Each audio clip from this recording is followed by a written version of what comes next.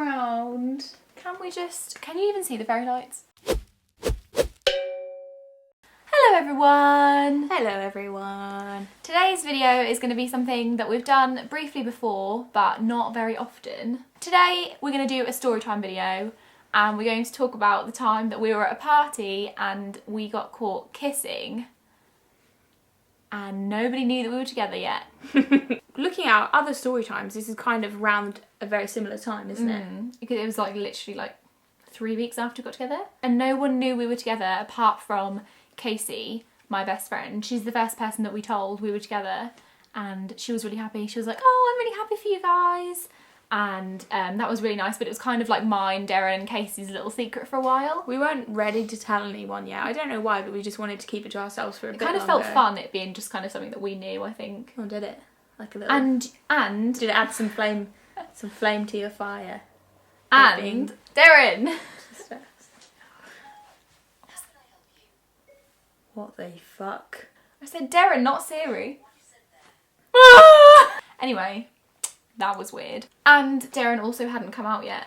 You hadn't come out. That's why we didn't tell anyone. Yeah, I hadn't come out yet. That's why we kept it a secret. And so that's why it's a pretty big deal, and that's why we kind of decided to talk about it as well. Because it's quite a funny story, I suppose, looking back on it. And we have been wanting to do a story time for a while. Like, literally every day I hear about 8 story times from Rosie's phone. When she goes to the toilet, when she has a shower, when she's doing her makeup, all she watches are story times. So I think... Yeah, they're my favourite. Yeah. So I don't know why we don't do more of them. I love watching them. I love listening to them. It doesn't matter what it's about. I think just the company of having someone talking to you. So maybe that's what we can be for you today. Some company while you're on the toilet, in the shower, or doing your makeup. Where should we start? Where should we start? If you watch the story about how we got together, did we mention how we said I love you for the first time? We did, didn't we? Yeah, on a beach. Yeah. So we said I love you on a beach with a group of friends, and this party that we're going to talk about in this video was with that same group of friends. But before the beach. But it happened... After? Before? I don't know. After. It was before or after that story. But it was yeah. around... It was like probably only like either a week before or a week after. It was within the first like month of us getting together. Oh my god! I knew that was going to happen! Something doesn't want us to film this video. Should we just leave them down? If I put them back up, they're probably just going to fall back down again. Just put loads of tape. I'll get some tape. My bad. So, we were invited to a party, and when I say party, it was kind of more like a hangout at their house. So when we arrived without Casey. She was already there, and she was there with 4 guys that we knew quite well. But as soon as we got in, she was like, oh, I'm so glad you guys have arrived. She was like, obviously because it was the start of the night, she said the party hadn't really started yet. You know when you're like the first one to arrive at a party? And it's weird. And you're just like, oh, why didn't I come half hour later? Yeah. And that's what Casey was feeling. And when we got there, that's what we were feeling for a good half hour. Half hour, 40 minutes. Yeah, before one of the guys said, hey, let's get some drink. Let's go to the co-op. We'll drive there. We'll get some rum. We'll get all sorts. And we'll come back and we'll play some drinking games. Because everybody knows that drinking games are the best icebreakers in the world. So we got back and we set up a classic old game of Ring of Fire. And we bought some Copperberg as well. But the main drink was rum. And everybody knows that when you play Ring of Fire, you play it with like a pint of cider or something like that. Something that you can sip. Yeah, one of the guys thought it'd be a great idea to play Ring of Fire with shots of rum. It was a bad idea. I think Ring of Fire lasted for about an hour, and then we didn't even decide to stop. Everybody just kind of moved away from Ring of Fire. Apart from you. Yeah, me and one of the guys that were there, we decided to carry on taking shots for whatever reason. Literally for no reason. There was no one even there. You and him decided to just... Oh, well, all of these shots are here. They're all poured. Let's just take them together. I don't know how many shots of rum you must have done that night. Sound logic. It probably must have been, like, maybe close to 10 shots of rum. So yes, I got pretty drunk, and so did Rosie as well, and so did everybody that was there, and it was very clear that everybody... Drink responsibly. Yeah, and the night was getting very good, and you know you get to that point in the night where everybody wants to eat something, everybody wants a takeaway. What did we get? We ordered pizza? the party moved outside into the garden. Everyone was kind of eating the takeaway food because the person whose party it was didn't want us to eat the takeaway food Indoors. It was a very nice house. It was a really nice house, to be fair.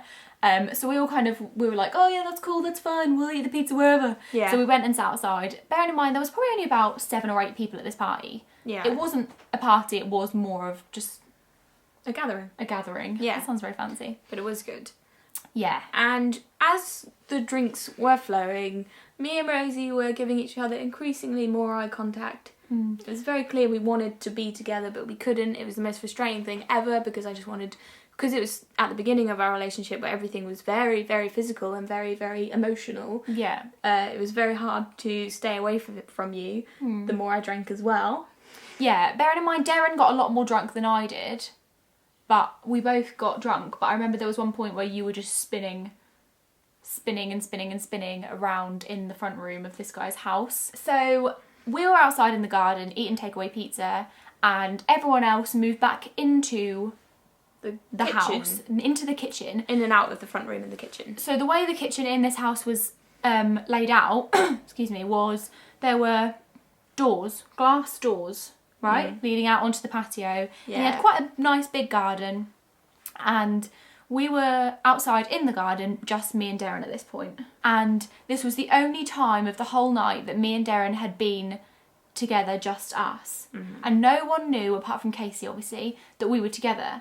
So we hadn't been physical, we hadn't kissed each other, we hadn't spoken to each other about us being together or like said I love you or anything at all that night, which was fine. But obviously alcohol does certain things to people, and sometimes you want to kiss them. A lot. On the face. Right? A lot. So basically everyone else was inside in the kitchen and we were outside, literally beside the kitchen on the wall that went into the house. So the patio doors were here and we were standing here beside them, so they couldn't see us. No. Unless they came outside into the garden. Yeah. They couldn't see us through the doors because we were just beside them. We could kind of see through the kitchen window, so we could kind of see if someone was coming. We could kind of see them, but they couldn't really see us. No. Right? So obviously we were like, well, we'll just take the opportunity while everyone's indoors to have a little smooch, right? And Darren said to me, because I was the less drunk one, Yeah. keep a lookout in case someone comes out into the garden. Yeah. Right? Yeah. Obviously, if it had been Casey, she would have just been like, all right, guys, get a room. But anyone else, they wouldn't have cared. They probably knew we were together Just anyway. would have been a bit shocking. But yeah, we didn't really want anyone to see because Darren hadn't come out yet. We hadn't told anyone yet. And we were like, this wouldn't be the best way for someone to find out. So Darren said to me, keep watch. Keep watch. And I was like, Just keep one eye open if you can. Yeah, okay, whatever. Obviously, I didn't keep watch. She got very into it, and I don't blame Rosie because I was wearing my best shirt, I was wearing really nice, perfume. I was quite irresistible that night, and she kissed me, and as soon as she kissed me, I think... My eyes shut, because people shut their eyes when they kiss. When they have a kiss that good with somebody who smells that good. When people kiss, they shut their eyes, otherwise it's weird. So, we were kissing, and it wasn't like your little smooch, it wasn't... bear in mind we were very drunk, we hadn't seen each other the whole night. It was quite intense, it was quite a good kiss. Yeah. We were kissing outside in the garden. Boy, were we kissing. Darren, as you do. And one of the guys, let's name him something else. Jacob. Okay, let's call him Jacob. Well done. Did you have that name saved? Yes. Okay. One of the guys from the party... Jacob. He was drunk as well. Came stumbling out. Obviously, I wasn't watching. So he came stumbling out of the patio door, immediately saw us kissing. Went, whoa! And went, oh! And then ran inside. And immediately I was like, oh, shit. So we were standing outside still. We were kind of broken apart like this, kind of looking at each other like, did that just happen? This was us. And...